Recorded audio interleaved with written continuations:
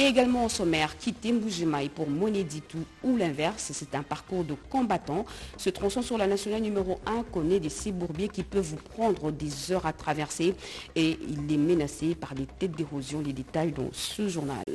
Les Jeux de la francophonie auront lieu à Kinshasa aux dates prévues à l'issue de la première réunion de la Troïka politique. Le ministre des Finances, Nicolas Kazadi, a donné les informations rassurantes. Voilà pour les titres. Il est 20h à Kinshasa, c'est l'heure de vous informer. Mesdames et messieurs, bonsoir et très heureuse de vous retrouver à travers cette grande édition d'information sur la chaîne nationale. Vendredi, c'est aujourd'hui, la tradition a été respectée au gouvernement. Le Conseil des ministres a eu lieu. La 25e réunion a été présidée en distanciel par le chef de l'État, Félix Antoine Tshisekedi Tshilombo, qui, dans sa communication, est revenu sur son séjour dans le Kasaï, la situation sécuritaire à l'est de la République démocratique du Congo, ainsi que les perspectives économiques de 2022. Le compte rendu après ce journal avec le porte-parole du gouvernement, Patrick Mouyaya, ministre de la Communication et des médias. Au front, les FARDC continuent d'enregistrer le succès. Elles viennent de neutraliser 5 rebelles ADF au village de Octomaré dans la province de l'Ituri. C'était lors des affrontements avec le Maï-Maï à 50 km de Komanda à 5 h du matin. Regardez. Les terroristes ADF et leurs alliés Maï-Maï Nyandenga ont tenté à 20 d'attaquer ce vendredi les positions des forces armées à Otmaber et Mabelenga en chefferie de Wallace Vonkoutou dans les territoires de Homo. La suprématie des soldats loyalistes a primé, 12 de ces rebelles ont été neutralisés et 5 armes AK-47 récupérées. Les porte-paroles des opérations militaires à Ituri, le lieutenant Gilles Ngongo, appelle les groupes armés de suivre le chemin de DDR-CS pour sauver leur vie. Vous avez compris qu'à cette période, nous menons les opérations sur tous les fronts contre les ADF et leurs alliés. Actuellement, la situation à Otomamber et à Mabelenga est maîtrisée par les forces armées de la République démocratique du Congo. Donc 12 éléments de cette coalition sont neutralisés de manière légale et légitime par les forces armées de la République démocratique du Congo. Avec les opérations musclées que mènent les forces armées au front nord et sud contre les groupes armés étrangers et locaux, y ajouter à cette période de l'état de siège sous le commandement du lieutenant-général Luboya Kashamadjoni, d'ajouter encore la mutualisation de forces entre les forces armées FARDC et le UPDF, nous avons une posture robuste de défense. Les groupes armés n'ont pas d'autre ici de vivre. Ils ont une seule alternative, c'est déposer les armes et se rendre aux forces armées. Signalons que le 27 décembre 2021, les forces loyalistes ont tué 7 rebelles ADF dans une offensive en territoire de Houmou et 31 miliciens Codeco neutralisés dans un raid aérien de l'armée dans la région minière de Mongoualou en territoire d'Indjougou. Et en Ituri, au Nord Kivu, la population est appelée à soutenir les opérations conjointes FARDC-UPDF visant à traquer tous les groupes armés œuvrant dans ces deux provinces. L'appel est lancé par le général-major Camille Mbombele lors d'un briefing opérationnel hier devant le gouverneur militaire de l'Ituri, Junior Selimani. Tous les groupes armés actifs en Ituri et au Nord Kivu seront traqués et détruits par les opérations conjointes FARDC-UPDF à l'esprit et à la lettre de deux chefs d'État, leurs excellences Félix Antoine Tshisekedi Tshilombo de la RDC et Yoweri Kaguta Museveni de l'Ouganda. Déclaration du général Camille Mbombele, coordonnateur de ces opérations, au sorti d'un briefing opérationnel devant le gouvernement militaire entouré de commandants de grandes unités. Ce sont des opérations qui ont été commanditées par nos deux chefs d'État, tenant compte de la menace de l'ADF qui s'est fait sentir et en Ouganda et ici chez nous, pour que ça puisse faire des effets pour bouter cet ennemi commun hors de notre territoire. Et pas seulement que les ADF, mais nous savons que si jamais les ADF sont neutralisés ou s'ils vont se regrouper avec les autres forces négatives, nous n'allons pas les laisser être en paix. Nous allons les poursuivre jusqu'au dernier retranchement, comme ça a toujours été l'envie de nos autorités de les neutraliser pour qu'ils ne puissent pas faire du mal à la population, à notre économie et au pays. Le général-major Camille Mbombele appelle ainsi la population de l'Ituri à soutenir et à s'approprier les opérations qui valent leur pesant d'or à cette période de l'état de siège dont l'objectif ultime est le rétablissement de la paix. La population doit être fière des opérations conjointes. Les rapports, les informations qu'ils pourront nous donner dans les retranchements où cet ennemi-là est en train d'aller se cacher, ça va nous permettre à nous d'aller les poursuivre jusque là où il est caché. C'est depuis hier que le coordonnateur des opérations conjointes FR2C-UPDF séjourne à Bounia, chef-lieu de la province de l'Ituri. Aussitôt arrivé, il a eu un tête-à-tête avec le gouverneur militaire et commandant des opérations en Ituri, le lieutenant général Luboyanka Johnny, pour s'imprégner de la situation opérationnelle. Le programme de désarmement, démobilisation, relèvement communautaire et stabilisation a été lancé officiellement aujourd'hui par le vice-ministre des Affaires étrangères, Sami Adoubango. Il appelle également les jeunes à quitter les groupes armés. On l'écoute. C'est une étape importante franchie dans la recherche de la paix en Ituri. Un engagement du président de la République et commandant suprême des forces armées, Félix Antoine Tshisekedi Tshilombo, a imposé la paix, la sécurité et restaurer l'autorité de l'État pour le développement de la partie est du pays. Voilà ce qui justifie l'organisation d'un atelier de 2 jours à l'intention des forces vives de la province sur la mise en place d'un cadre de concertation provinciale, des programmes de désarmement, de mobilisation, relèvement communautaire et stabilisation. Une journée qui a marqué également le lancement des activités de ce programme en Ituri pour le gouverneur militaire, le lieutenant général Luboyanka Johnny. La mise en œuvre de ce programme vient en appui aux efforts de paix déjà consentis par les forces armées à cette période de l'état de siège. Je suis convaincu que la stratégie de mise en œuvre du PDDRCS va intégrer nos réalités et que toutes les parties prenantes contribueront activement dans la mise en œuvre de ce programme, dans la franchise, la sincérité, dans une synergie pour la paix. Le coordinateur national du PDDRCS, Tomi Tambwe Ushindi, entend voir le participant identifier le besoin réel de la population pour la réussite de ce programme. Nous avons le devoir patriotique de produire un document qui révèle la volonté des populations de l'Ituri. Engageons-nous dès maintenant dans ce chantier pour l'intérêt de nos communautés et pour les générations à venir. Ayant présidé la cérémonie de lancement de cet atelier, le vice-ministre des Affaires étrangères, Sami Adoubango Aoto, a invité toutes les communautés de l'Ituri à la réconciliation sincère et véritable pour le retour définitif de la paix. La manipulation des vitesses ainsi que l'accélérateur des coups de gaz de la paix durable doivent être l'œuvre de notre engagement sincère et sans hypocrisie entre nous les Ituriens. Une feuille de route pour la paix et la sécurité va sanctionner cet atelier qui conduira à l'élaboration des programmes de désarmement, de mobilisation, relèvement communautaire et stabilisation de la province de l'Ituri. Les forces mutualisées FARDC et UPDF peuvent compter sur le soutien des députés provinciaux du Nord Kivu. Une délégation venue de Goma dans laquelle se sont retrouvés quelques députés nationaux l'a dit au président du Sénat, Modeste Bat Lukwebo Gelor Kimpianga. Les questions sécuritaires et celles liées au développement du Grand Kivu, particulièrement le Nord Kivu, étaient au centre d'une séance de travail entre le président du Sénat et une forte délégation des députés provinciaux des 7 provinces du Nord Kivu ce vendredi 7 janvier. Selon eux, ils sont venus voir Modeste Bahati Lukwebo en sa qualité de président de la Chambre haute du Parlement, mais aussi comme leader politique du Grand Kivu. Les élus provinciaux, qui étaient accompagnés de quelques députés nationaux du Nord Kivu, ont encouragé les efforts du chef de l'État dans la recherche de la paix dans cette partie de la République démocratique du Congo concernée par l'état de siège. Nous sommes venus voir notre doyen, le doyen du Grand Kivu, pour lui parler de la situation sécuritaire dans nos régions.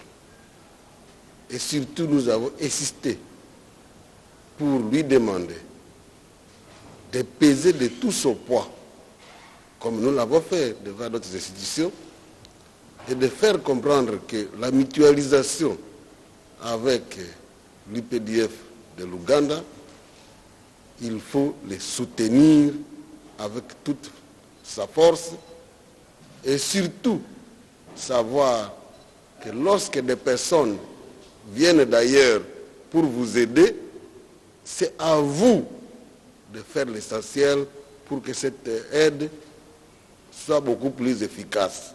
Voilà ce que nous avons demandé au président du Sénat pour qu'il nous aide à soutenir cet élan. Nous l'avons fait devant d'autres institutions, nous devrions aussi le faire devant notre doyen du Grand Kivu. Modeste Bahati Lukwebo, qui a salué la mutualisation des forces ougandaises et les FARDC, a appelé les uns et les autres à soutenir toutes les initiatives du chef de l'État, Félix Antoine Tshisekedi Tshilombo, qui ne ménage aucun effort pour le retour définitif de la paix dans cette partie qui connaît l'insécurité depuis plusieurs décennies maintenant. Tout à fait autre chose à présent, 26 millions d'euros disponibilisés par le gouvernement pour la tenue des Jeux de la francophonie. Information livrée par le ministre des Finances Nicolas Kazadi au cours d'une conférence de presse tenue hier à la première réunion de l'année de la Troïka politique, réunion à laquelle ont été également pris part le ministre d'État, ministre du Budget et la gouverneure de la Banque centrale du Congo, Edith Chala. Aimé Boji Sangara, Nicolas Kazadi et Marie-France Malangou Kabedi-Mboui, respectivement ministre d'État, ministre du Budget, ministre des Finances et gouverneur de la Banque centrale du Congo, étaient en première réunion de la Troïka politique pour évaluer le programme économique du pays en 2021 et jeter les bases de l'année 2022 qui vient de commencer. Avec leurs experts respectifs, différents projets ont été analysés. Le programme avec le Fonds monétaire international est à suivre avec beaucoup de discipline.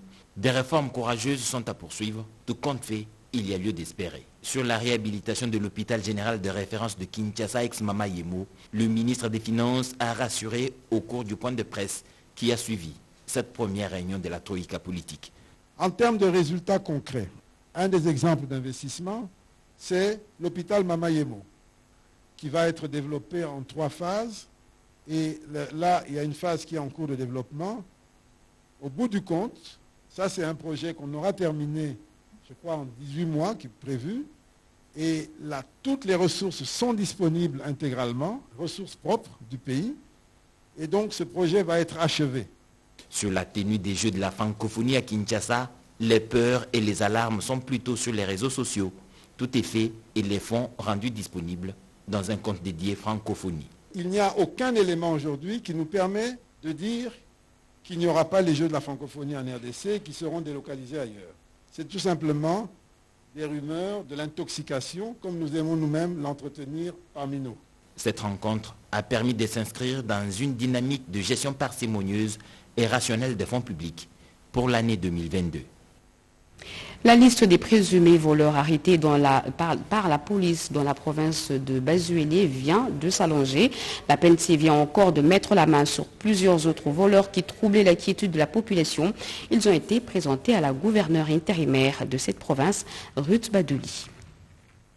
Retour à Bouta ce vendredi 31 décembre dernier du gouverneur de la province de Bazuélé en intérim, son excellence Ritz Badouli Bangossa a présidé une mission de travail de plus ou moins 2 semaines à Kinshasa. L'autorité provinciale s'est livrée à la presse pour expliquer la raison de sa mission dans la capitale de notre pays, celle de suivre certains dossiers du Bazuélé déposés précédemment à la hiérarchie et aussi participer à la conférence des gouverneurs des provinces et présidents des assemblées provinciales. Lors de son séjour à Kinshasa, l'autorité provinciale était informée de la recrudescence de cas de vol dans la ville de Bouta, dont le cas récent est celui de l'intrusion de voleurs dans la chambre de Monseigneur Jean-Bertin Nadonnier, évêque de Lolo et administrateur apostolique du diocèse de Bouta, la nuit du 25 au 28 décembre dernier, où les malfrats l'ont agressé physiquement et emporté plusieurs biens de valeur. Face à la gravité de la situation et soucieuse d'assurer la sécurité et de la tranquillité à la population, Ritz Badouli renonce au repos qu'impose la journée de Saint-Sylvestre en présidant une réunion extraordinaire de sécurité à l'issue de laquelle le commissaire provincial de la PNC, à côté d'autres services de sécurité, lui a présenté les présumés voleurs avec quelques billets volés, suite à la vigilance de services spécialisés. Pour sa part, le numéro 1 de la province félicite de tout cœur la bravoure des services de sécurité pour avoir démantelé ces réseaux des inciviques qui menacent la quiétude de la population du Bazuélé. Elle a en outre demandé à ces présumés voleurs de dénoncer leurs complices et restituer tous les biens volés. Notez que parmi 7 présumés voleurs présentés, on note la présence d'une femme enceinte et un certain fiston voleur qualifié récidiviste et cerveau de cambriolage de l'évêque la nuit du 25 au 26 décembre dernier à la Caritas Bouta. En attendant les conclusions des enquêtes qui se poursuivent, tous ces inculpés sont mis à la disposition des parquets civils et militaires pour instruction approfondie. Principale route de communication entre Mbuji-Mayi et Monéditou, la route nationale numéro 1 se dégrade au jour le jour.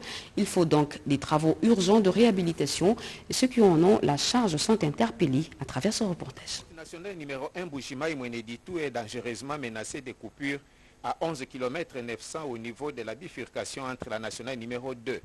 À cet endroit, l'entreprise grecque 8 qui avait exécuté les travaux à son temps avait construit les caniveaux et un collecteur qui, malheureusement, n'avait pas atteint les bas-fonds.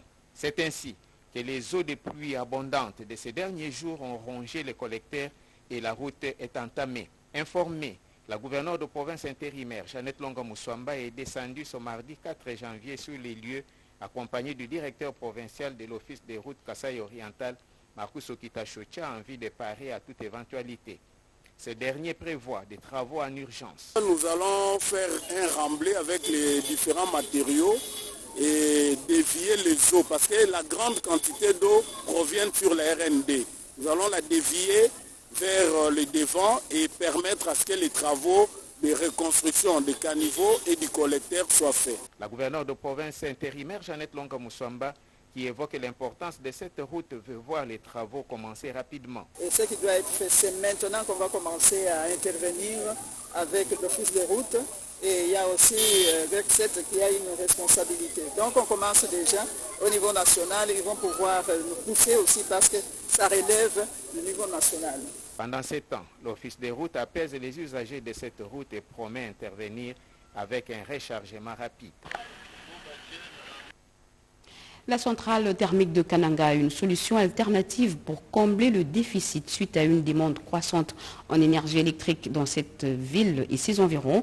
L'épineuse question de l'alimentation régulière en carburant de cette centrale a été résolue. Propos du directeur général de la SNEL-SA. Il est au micro de Yvette Makoutima. La centrale thermique de Kananga, province du Kasaï central, un ouvrage d'utilité publique qui a plus que besoin de moyens pour son fonctionnement.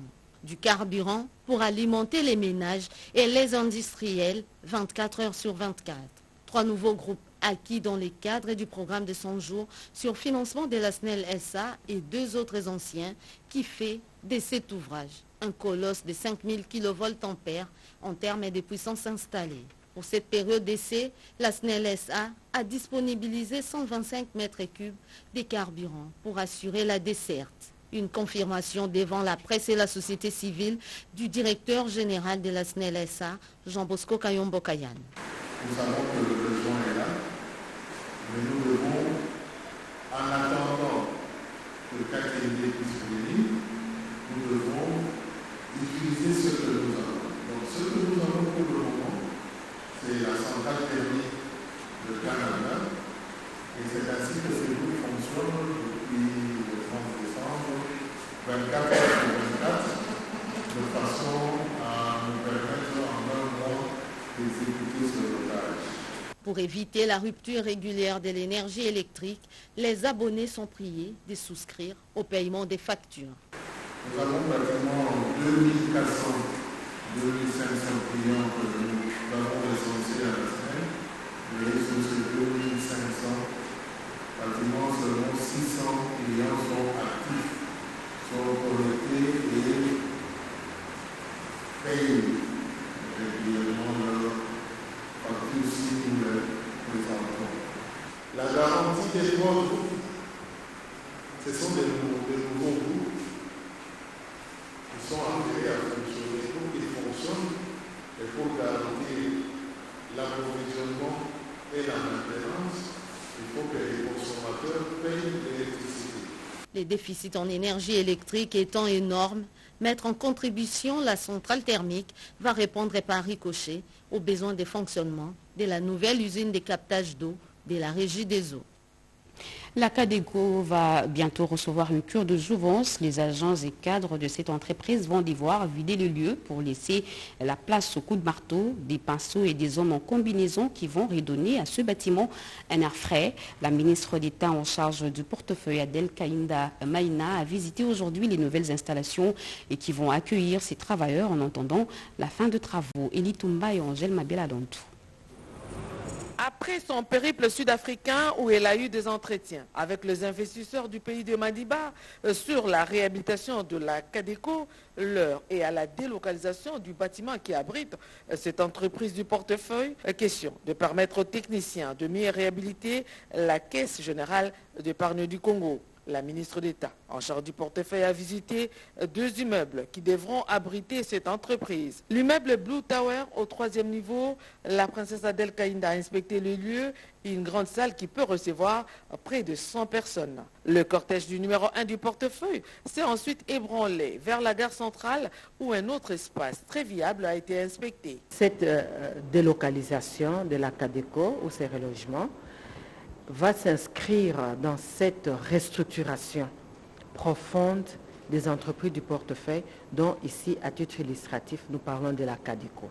Au niveau du gouvernement, je dois devoir maintenant aller soumettre ces rapports à la commission ECOFIN, débattre à la commission ECOFIN et présenter au Conseil des ministres.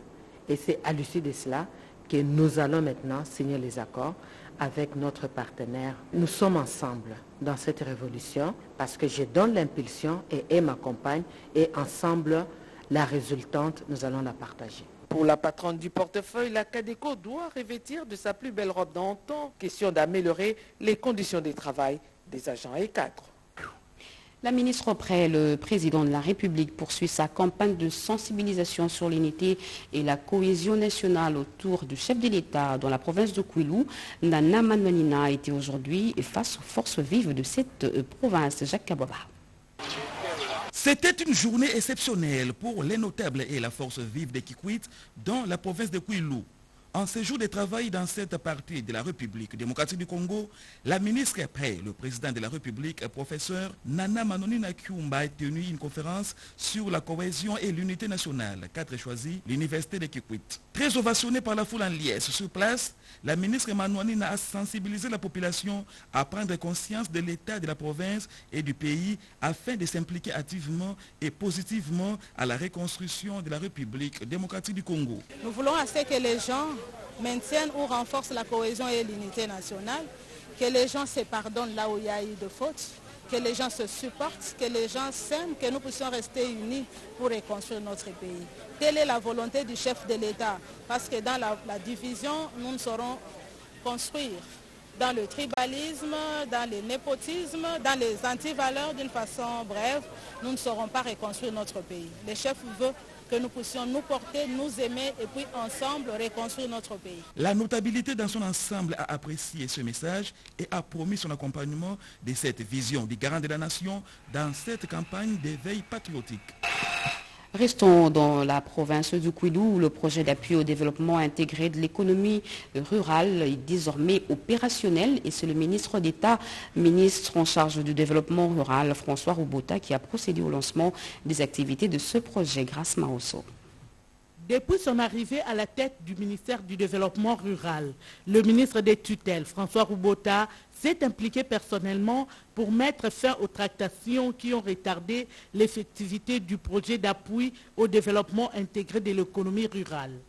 Ce projet s'inscrit dans la vision du président de la République en ce qui concerne le développement à la base. Il est pour moi le grand temps de pouvoir nous mettre au travail et de mettre de côté tous les comportements qui pourraient encore être à la base du non-fonctionnement du projet PORER. Le président du comité de pilotage du dit projet et secrétaire général au développement rural a rassuré l'assistance que son comité est déterminé à travailler avec l'unité de gestion du projet ainsi que tous les intervenants pour un aboutissement heureux du PROADER. Son impact sur l'emploi en général et celui des femmes en particulier est très important. PROADER ouvre donc une nouvelle ère pour la transformation des produits locaux ayant une valeur ajoutée certaine afin de booster davantage la production agricole, les commerces, autant d'éléments essentiels pour la réussite du secteur agricole qui peut stimuler l'augmentation des revenus et des emplois. Le PROADER vise à atteindre plus de 500 000 ménages. L'objectif est de promouvoir l'économie rurale dynamique prospère. Le président du Sénat, Modeste Bahati Lukwebo, peut compter sur sa fédération du Sud Kivu. Celle-ci a organisé une marche dans la ville de Bukavu depuis le siège jusqu'au gouvernorat pour dire son soutien à son autorité morale et a même affiché sa volonté de porter la candidature de Félix Antoine Tshisekedi Tshilombo en 2023. Guélor Kimpianga. Après la montée au créneau des députés nationaux membres de l'AFDCA pour dénoncer la campagne de diabolisation contre Modeste Bahati Lukwebo, la fédération de l'AFDCA province du Sud Kivu était dans la rue le mercredi dernier pour mettre en garde tous ceux qui s'adonnent à ternir l'image de leur autorité morale, le professeur Modeste Bahati Lukwebo. Cette marche, qui est partie du siège fédéral de l'AFDC, situé à la place de l'Indépendance, avait aussi pour but de soutenir le chef de l'État Félix Antoine Tshisekedi Tshilombo pour ses actions louables menées en faveur du développement du pays. Le parti de Modeste Bahati Lukwebo a par la même occasion réitéré son soutien indéfectible au président de la République, Félix Antoine Tshisekedi Tshilombo, ainsi qu'à leur autorité morale Modeste Bahati, tout en réaffirmant que leur candidat aux élections de 2023 reste Félix Antoine Tshisekedi Tshilombo. L'Alliance des forces démocratiques du Congo est alliée avec les partis politiques membres de l'Union sacrée pour la nation ici présents, ayant adhéré à la vision du chef de l'État, réitèrent leur soutien indéfectible au président de la République démocratique du Congo, son Excellence Félix Antoine Tshisekedi Tshilombo, et réaffirment qu'il est et reste leur seul et unique candidat aux élections de 2023. Ces efforts pour la sécurisation et le développement du pays en général et de l'Est de la République démocratique du Congo en particulier restent louables. Par ailleurs, l'AFDCA, Fédération du Sud Kivu, dénonce la campagne d'intoxication teintée de jalousie et haine ourdie dans certaines officines politiques dont les tenanciers sont en mal de positionnement contre le digne fils du Sud Kivu, honorable professeur Modeste Bahati Lukwebo, président du Sénat. La marche a eu comme point de chute le gouvernorat de province où un mémorandum a été déposé aux représentants du gouverneur. On a noté la présence de plusieurs partis membres de l'Union sacrée de la nation, notamment l'UDPS et le MLC.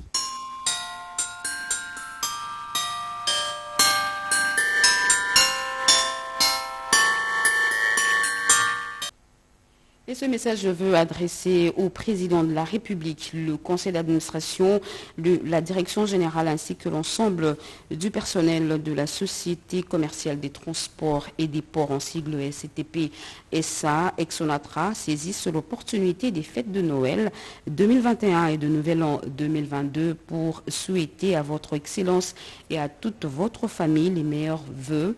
Le conseil d'administration, la direction générale de la SCTP SA, à travers tout son personnel, salue votre implication dans la relance des activités de la société à travers les actions à impact visible au sein de la masse laborieuse de la SCTP-SA. Puisse l'Éternel Dieu Tout-Puissant vous combler davantage de ses bénédictions et de sa grâce. Nous vous prions de croire, Excellence Monsieur le Président de la République, chef de l'État, l'assurance de notre très haute considération pour les directeurs généraux AI, Jean Masumbuko Mukengerwa, pour le conseil d'administration, le président du conseil d'administration AI, Emmanuel Mo Mundengue. Et ce communiqué nécrologique, le commissariat provincial de la police nationale congolaise de l'Ituri a le profond regret d'annoncer le décès de la mère biologique du commissaire provincial, commissaire divisionnaire adjoint Ngoï Sengelua Kyo Godefroy. La regrettée Kelenga Inafumu, mort survenue à Lubumbashi ce 6 janvier 2022 de suite d'une maladie. Le programme des obsèques vous sera communiqué ultérieurement. Fait à Bounia, Roger et Tibassima, commissaire supérieur adjoint, chef SICOP, PNC Ituri. Fin de ce journal, mesdames et messieurs. Si vous nous avez pris en cours, voici le rappel du titre. Les forces armées de la République démocratique du Congo ont été sans pitié ce matin de 7 janvier 2022 en neutralisant 12 rebelles ADF lors des affrontements avec les Mai Mai Kiendenga. Dans la foulée, l'armée régulière a récupéré 5 armes de guerre de type AK-47. Vous avez suivi dans ce journal les images de front. À partir de Mbuji-Mayi, pour Mweneditu relève d'un véritable parcours de combattants depuis quelque temps. La principale route d'accès, c'est dans un état très dégradé. Les images diffusées dans ce journal ont démontré comment cette voie de communication se dégrade le jour sous le regard impuissant des usagers. Pas d'inquiétude, les Jeux de la francophonie se tiendront bel et bien à Kinshasa et aux dates prévues. À 8 mois de la tenue de ces Jeux, le ministre des Finances vient de rassurer à l'issue de la première réunion de l'année de la Troïka politique, 26 millions d'euros sont déjà disponibilisés dans un compte dédié à ce jeu.